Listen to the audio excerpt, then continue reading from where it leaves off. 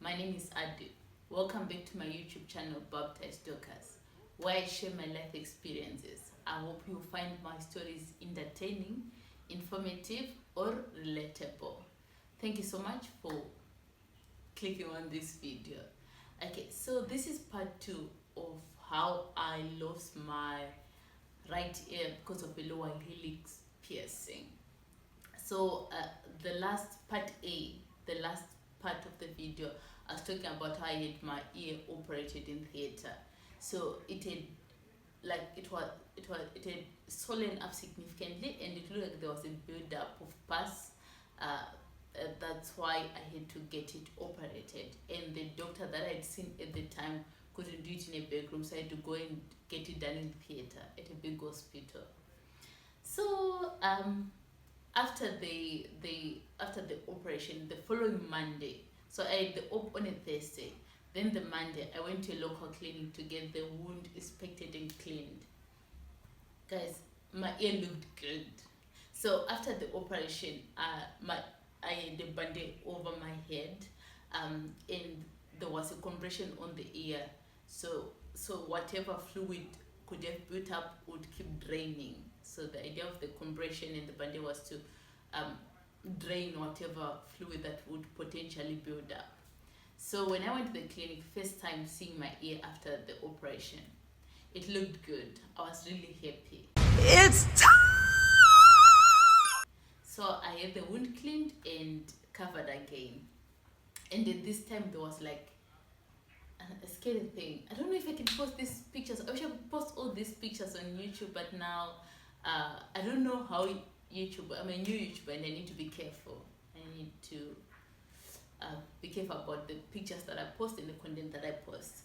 So just to describe it to you, it had like this chunk of red sticking out at the back, and I think it's because of the incision that was made at the back of my ear. So so the ear was looking good. First wound inspection, which was 18 July 2022, and then 20 July 2022 I went back for my second wound cleaning.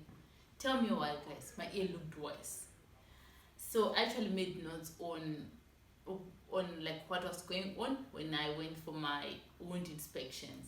So I wrote it 18 July 2022, went for first wound inspection, which was quite impressive. Wound was cleaned and covered again. 20 July 2022, 2 days later, went for second wound inspection. Inner cartilage was previously not affected. It swollen up, seemed as if it was bubbling up. There was a bubbling sensation the previous night. So the previous night it felt like my ear was bubbling. And when I went to the wound inspection, my wound inspection the following day, my ear really bubbled up. It was like, I'll post a picture of it, and I hope I won't get in trouble with YouTube for those pictures, but I'll try and post a few pictures on this. Okay, so and then I went, so when I actually mentioned to the sister that no, it looks like my ear is getting worse, it's not getting any better. She was like, no love, it looks a lot better, it's improving. I'm like, I know, sister, I don't know. She was like, no, sometimes it just looks like this, but it's actually getting better. So I trusted it. And then on the 23rd of July, I went back for another wound inspection, and I made a note here. I said 23 July 2022, inner cartilage is significantly bubbled up. The skin looked like it was dying. So my skin, the skin on my ear looked like it was dying. Actually googled the term for it. It's called necrosis. So it looked like my ear was literally dying. And also at the back, remember I said at the back where they made the incision, there was like this red flesh sticking out. Now that flesh had turned white, which I think was pus, and there was pus oozing out. And what does the nurse say to me? It looks fine, Lala, it's healing. I had pictures from the first day that I went there, and the second day that I went, and the third day. So I said, sister, look at this. It seems as if it's getting worse. She said, no love, it looks fine, it's actually healing. So on this day I said, sister, oh, she was so sweet. I loved that nurse. She was so sweet and she had a good sense of humor. And I think she was, from experience, that's how it looks when something is healing. So on this day, I said, sister, I'm not leaving your office, I'm not leaving your room. And she actually had a few people waiting outside to get their wounds cleaned. There was an uncle there, we had this leg amputated, and you would come to get it cleaned. The sister said it was like a really, she said of course she cannot disclose much because it's a patient, but she said he wasn't doing very well.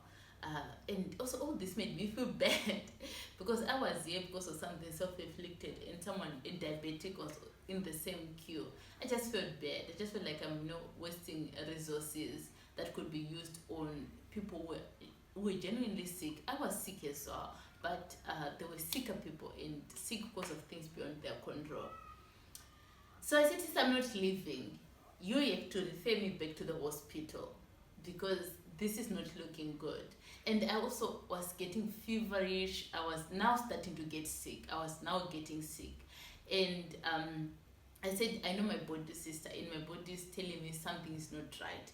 And we can see from the ear that is not looking good. So you have to refer me back to the hospital, which was refusing to do. And I absolutely did not blame her. Because maybe in the past they've referred back patients to the hospital and it turned out it wasn't as serious.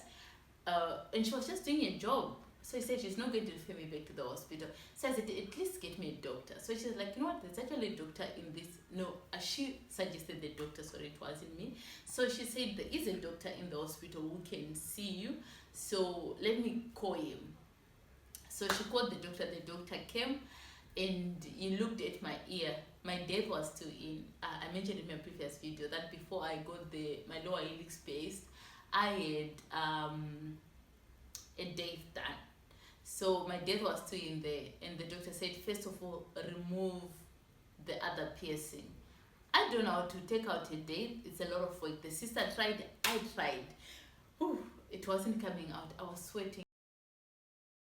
And they said, you're holding up the queue, take out the piercing. I didn't know how to take it out. So the nurse had to call the nurse called another nurse, and they used a plier. Is it easy? No. Do I like it? No, I don't. But do I do it? Yeah. They used the pliers to take out the piercing, then to cut it off.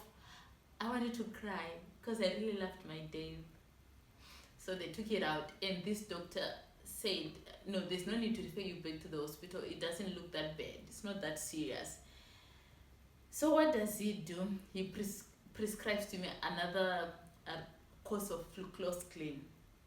So in my previous video, after the operation, I was the surgeon prescribed Fluclose Clean, which is a disgusting antibiotic. That's what I can say. So now this doctor at the clinic prescribed another course of Fluclose Clean. I really didn't want to disrespect this doctor, but I told him, doctor, I took this antibiotic before and it's not working. It didn't work. So I don't think this is going to be any different. But also I was out of line. He's the doctor here. Since when am I a doctor? So he said, no, you have to trust me. It's going to work. So I got another course of Fluclose Clean. And remember guys, I was in pain. I was still in pain post-op. So I went back. Then the Friday, I was sitting at work. So this second course of Fluclose Clean at the clinic, I got it on the 22nd of July. Guys, it's almost a month and I'm suffering at this time. So I went to work, and that afternoon, your girl got a fever. And doing my research on what was happening to me and how I could get it fixed, I came across sepsis. And your girl I came across the word sepsis, and I couldn't get the word sepsis out of my mind and the symptoms of sepsis. And I felt like sepsis is it's going to happen to me. I had a fever, and I was in pain. So I asked our driver at work to please drop me off at the hospital. So he took me to cash out again. And this time, I stayed there for long, guys. I stayed there from 2 p.m. on a Friday. I only saw the doctor at midnight. On this day, the queue was excruciatingly long. There were kids crying, people in pain. It was insane. Excruciatingly long. I waited there until midnight. I finally saw the doctor at midnight, and the doctors recognized me. They're like, "You back?" I'm like, "Yes, I'm a nuisance. I'm back. I'm back." So I said, but to show you that maybe my fever wasn't that serious, I had the fever at 2 p.m. and I only saw the doctor at midnight. 10 hours later, I was still fine. So maybe it wasn't that serious. But now, the mind is very powerful. It can convince you of things. And also the power of Google. This thing of Googling things. So now the doctor saw me, and then the doctor said, you know what, we still don't know how to help you, but there is an ENT coming to the hospital. I think it was the next day, or was it 2 days? No, it was 2 days later. I said there's an ENT coming to the hospital. We suggest that you meet up with him. Maybe you'll be able to help you. Because remember, I was going to a public hospital, and specialists sometimes come there on certain days of the week. And then they do their consultations, right? So they said there's an ENT coming in a couple of days. I think it was a day or a couple of days. Let's add you to the list to see the ENT. So they organized that for me. Oh my word, the people, it was a public hospital, but the service these people give, it's giving private hospital. This hospital, like, I have nothing negative to say about this hospital. So I got booked for the ENT. The day came for me to see the ENT. And actually, shout out to my good friend. Now, I don't want to say a name because, sometimes people are not comfortable if their names said on the internet for the world to hear. But shout out to my friend who was doubling up as my colleague. This is a different friend and a different colleague. A lovely, lovely girl, beautiful girl, inside and out.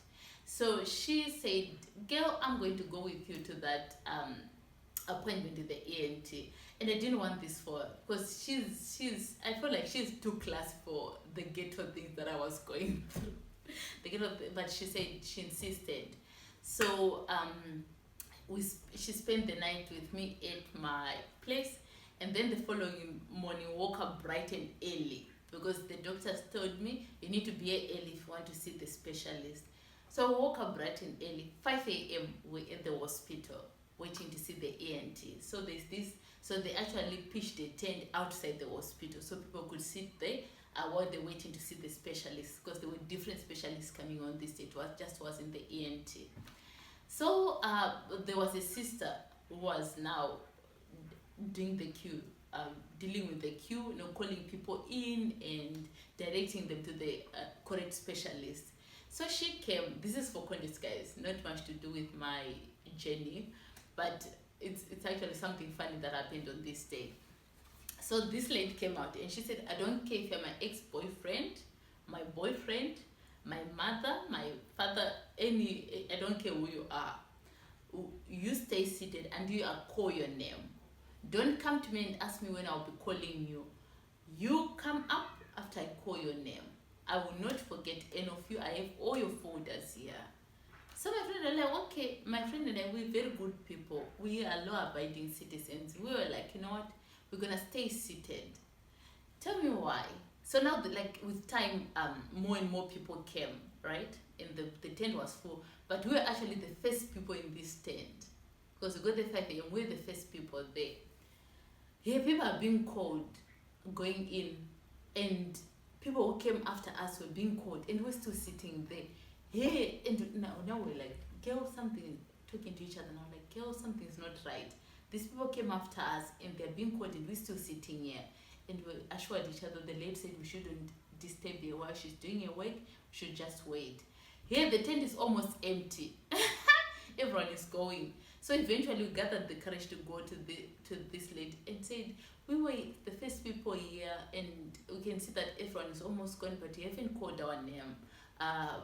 Can you please check what's happening?" Our folder had been left at reception where the folders were being put together. She profusely apologized. She was like, "I'm so sorry, guys. Why didn't you say anything?" We're like, "No, sister, but you said we shouldn't say anything. We shouldn't interrupt you while you're trying to work." She said, "Oh my word, you kids, you should have said something." So so she took our folder and she personally took us to the room that we're supposed to go to, and she took us to the wrong room. So we said we are here to see the ENT, ear, nose and throat surgeon. She then took us to the wrong room. We went to a surgeon's room. And but I'm glad I went to the surgeon because he was so funny, his sense of humor, and he gave me very good painkillers afterwards. Very, very good painkillers. So it was so funny. His sense of humor was very good. Okay, I want to get this video to get too long, so let me now go back. So now the surgeon then told me, no, you're in the wrong room. You should go to this room. That's where your ENT is. I went to the ENT. And he said, and now the nurse actually asked them to please attend to us as soon as possible because we'd been waiting long. She explained what had happened. So the ENT saw me immediately, and the surgeon stayed by because the moment I opened my ear for the ENT to see, he was like, "Child, what did you do to your ear?" Then they both agreed what was happening to me to my ear is called pericorditis. Oh my word, I'm butchering these names. Pericorditis. I'll put the name up here so you guys can see the name yourselves. So they then at the lead discussion they agreed on what antibiotic to give me. I didn't write the name of the antibiotic down, but I have a picture of it. So I'll attach a picture of the box of antibiotics when I'm editing the video. It'll probably be here or here, whatever is going to fit in the video. So they gave me that antibiotic, and they said to me actually, so I told them, like I read them my notes on what antibiotics I had taken. So at this point, 2nd of July I took beta-clav, 7th July macropin, 14th July flucloxacin, 20th July another second course of flucloxacin. And they're like, why were these people giving you these antibiotics? They don't work for this particular issue. So they prescribed what they understood with the correct antibiotic.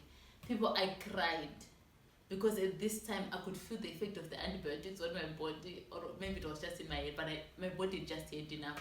I cried like a child. Actually, this little girl looked at me. So I said, no, baby, don't worry. It's tears of joy. Auntie's crying tears of joy. Crying? No, Not in. I'm not. Okay. Because I could tell she was scared. I cried. So I started taking this antibiotic. Nothing is getting better. If anything, my ear is just getting worse. The pulse is getting worse. So one day one weekend, I decided, and it was also another thing that I forgot to mention. I could have, gone to, a specialist during this whole time, but I had no money. And it's quite ironic that I had no money because the end of June, I had got an increase from work, a very good increase, a salary that I'd always wanted. And I decided I'm going to send part of that money to my parents to say thank you for raising such a hard-working child, for taking care of me. I didn't always send my parents money then because I didn't have enough money to send them, and they're still working. They're both still able-bodied. They're still working for themselves. So they actually always suggest that I use the money for myself. But this month, I said I'm going to send my parents money. So I made it rain on my dad. I made it rain on my mom. So I actually was left with very little money just for me to survive. Money that wasn't enough to go to a specialist. So now it was the 25th of July already that I was seeing this ENT.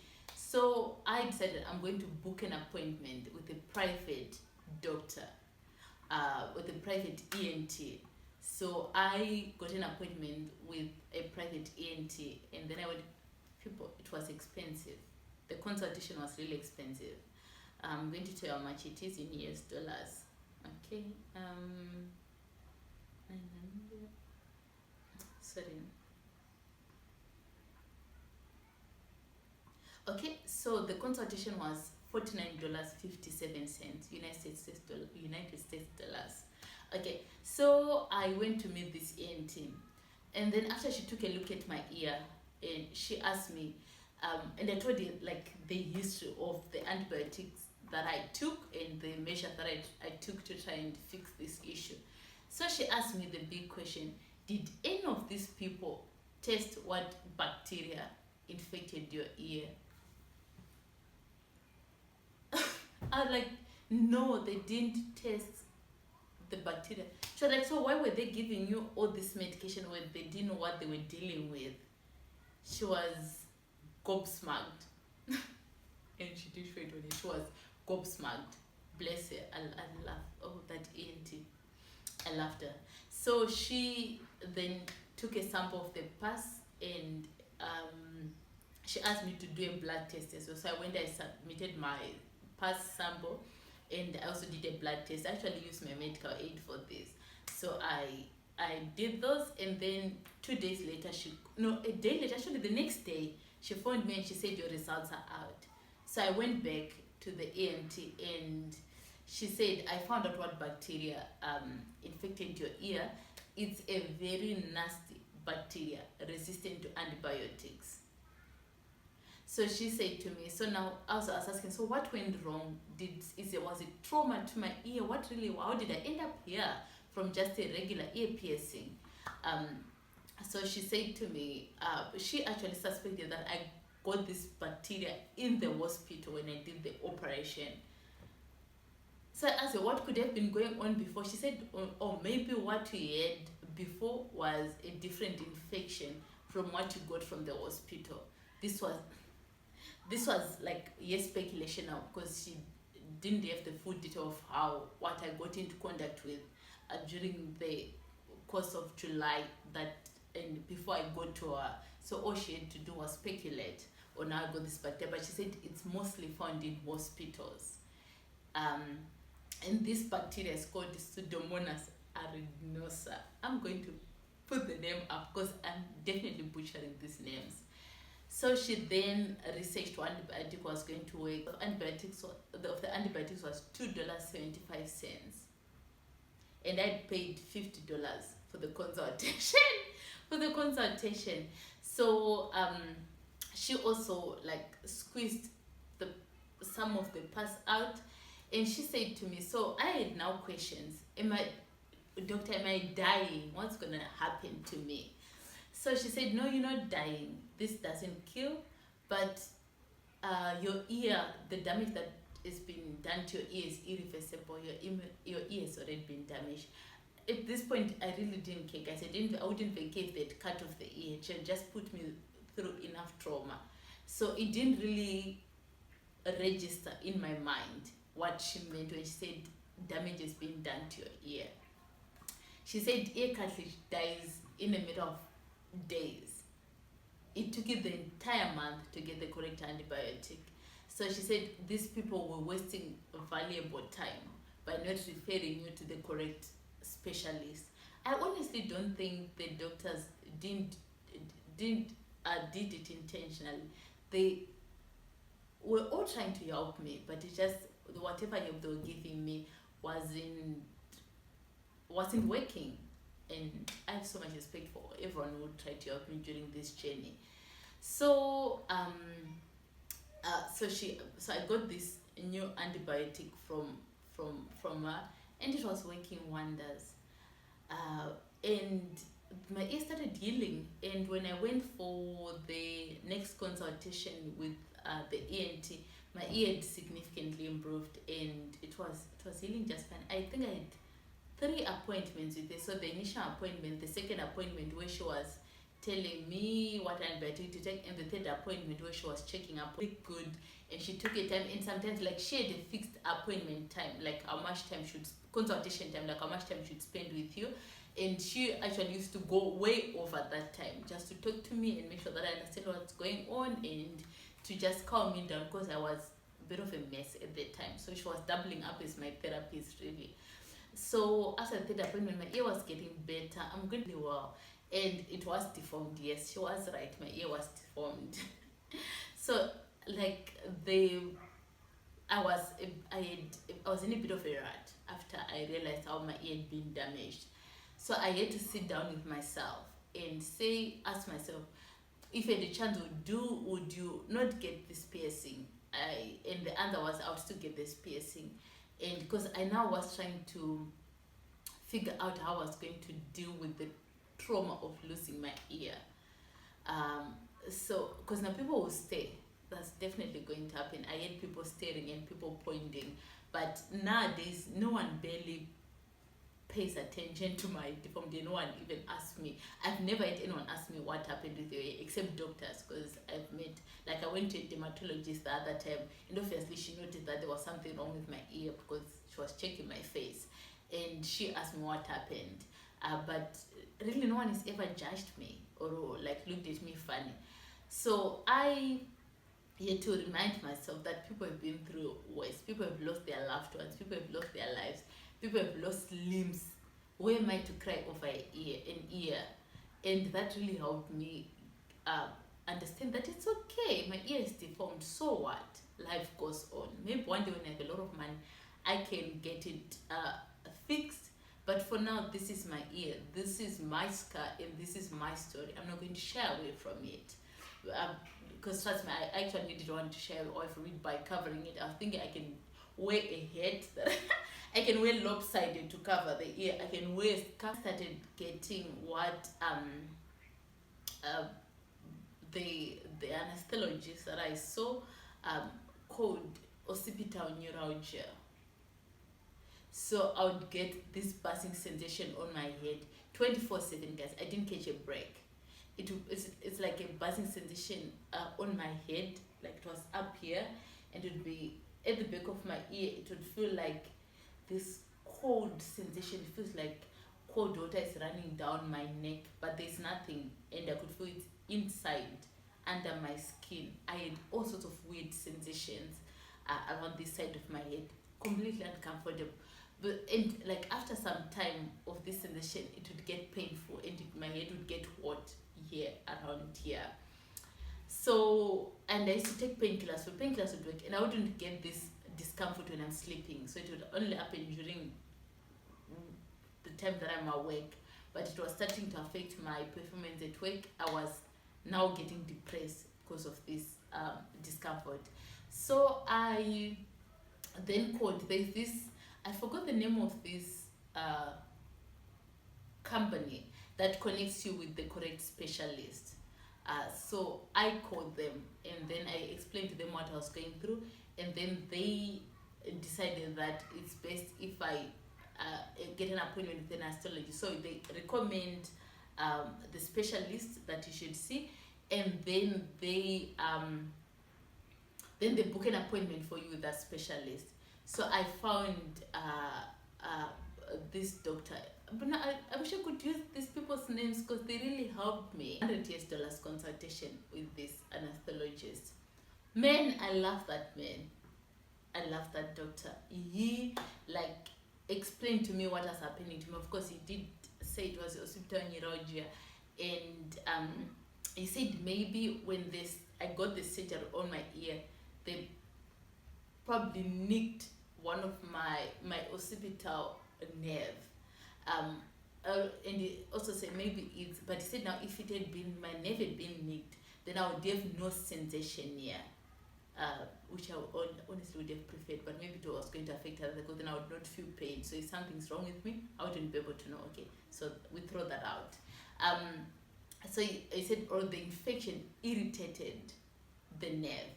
So now the nerve is just acting up because it's been annoyed, it's been irritated. So he explained everything that was going on with me, and the other interesting things that I found out from this doctor. He said actually there's been like times when people are like terminally ill, and then they get pregnant, and then the illness just goes away. Interesting things. Okay, so he then prescribed to me an antidepressant, which was supposed to help with this occipital neuralgia. Really, when he said to me antidepressant, I was kind of happy because I was in a bad place. I was really in a bad place, and I still couldn't talk to anyone about it because I really didn't want to bother people, and I couldn't talk to my family about it because then they were probably going to imagine me dead and buried, and they were going to panic and beg me to come home. So I was dealing with this basically on my own. I had my friend who took me to the hospital. She really was there for me. She came through. She came through, and she would listen. And she also likes piercings, so she really came through for me. So now I really needed this antidepressant, both for the neuralgia and for the bad time that I was going through. So the antidepressant worked. It's called Dilate. I'm really mispronouncing all these words, so that's why I'm going to put them up on the screen. So I was on Dilate and it helped with the neuralgia. And currently, what I'm struggling with is tinnitus. So during the week, I don't have any problems with this tinnitus. But now on weekends, usually by Saturday evening, I start getting that buzzing sound in my ear, which affects my sleep patterns.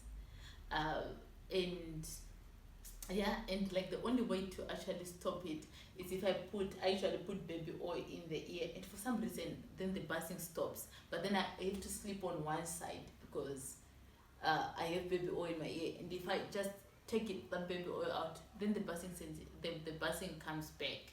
So when I'm saying buzzing, the neuralgia is completely gone away. But it's the tinnitus that's really bothering me. And with this anesthesiologist who prescribed the Elate, excuse me, sorry about that, I saw him 3 times, $300 gone because of a lower helix piercing. So takeaways from this, like none of the doctors that I've met really know what happened, what went wrong, besides of course the last aunt who named the bacteria and was able to treat me. I don't really know what went wrong. And I wouldn't say people don't get piercings, because I don't think it was the piercing itself that got me in trouble. Because I actually went on to get, that's another thing I struggled to do with. I now felt this need to get another piercing as I was trying to heal from this issue that I had. So after that piercing, I actually went on and got more piercings, and they healed really well. But I went to a different piercer that my friend recommended. I actually knew about this piercing and got a piercing from me before I got the lower helix piercing. So she did my other piercings, and she'll continue to do more piercings for me if I ever decide to get more piercings. Okay, so I'm just going to, before I close this video, I'm going to just read through the series of events that I have written down here, just so you can, those who are just starting to watch now can get up to speed on what will happen, but I'm going to read solely from my notes. Okay, so 25 June 25 June 2022, I got a lower helix piercing on my right ear. 27 June 2022, ear started swelling, paining and hot to the touch. 1st of July 2022, changed piercing size, got a bigger bar. 2nd of July 2022, got on the first course of antibiotics. The antibiotics got better clove. And then 5 days later, second antibiotic course after no visible change. There was still pain and the ear kept on swelling. The second antibiotic was macropen. And then 10 July 2022, took out the piercing. 11 July 2022, went for first doctor's appointment. Doctor squeezed out a bit of pus and asked me to do the same when I get home. 13 July 2022, went back to doctor for checkup. Ear had swollen up to twice the size with excessive pain. Doctor made an incision to try drain pus, but only blood came out. Referral to the hospital. 14 July 2022, minor op at the hospital to drain pus. Doctor said there was a lot of pus. Local anesthesia didn't work. Okay, and then 18 July 2022, went for the first wound inspection, which was quite impressive. Wound was cleaned and covered again. 20 July 2022, went for second wound inspection. Inner cartilage, which was previously not affected, it swollen up, seemed as if it was bubbling. There was a bubbling sensation the previous night. 23 July 2022, inner cartilage had significantly bubbled up. The skin looked like it was dying. Not much improvement at the back either, because there was an incision at the back of my ear. That's the one I was referring to, saying not much improvement at the back.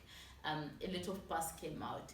I kind of stopped my notes at this point because really I was so sick I couldn't keep on journaling about it. But then some of the symptoms that I had, I'm going to read through this quickly so I don't waste much more time. Okay, so stabbing sensations on the right hand side of the head, needles and pins. Felt like my foot was numb, my right foot. Bubbling sensation on right hand side of the head, something that feels like a bubble moving from the middle of the head to the far back of to the ear. Also, something that feels like a bubble moving from the middle of the head to the ear, back and forth. Cutting sensation behind the ear and like on the head. Bursting sensation on the right hand side of the head.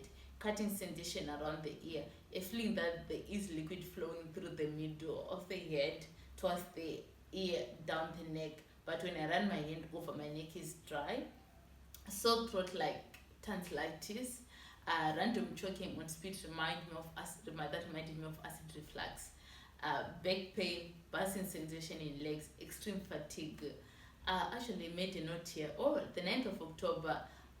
It's not 9th of October. It's actually 9 out of 10 of the above symptoms happen when the ear itself isn't painful. So eventually, all the pain and discomfort I was feeling wasn't with my ear, but I think it's because my ear was too busy dying to be in pain.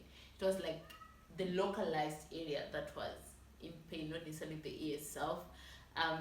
24 July, still dripping pus, slight improvement in swelling of back of the ear, and then pain inside my ear.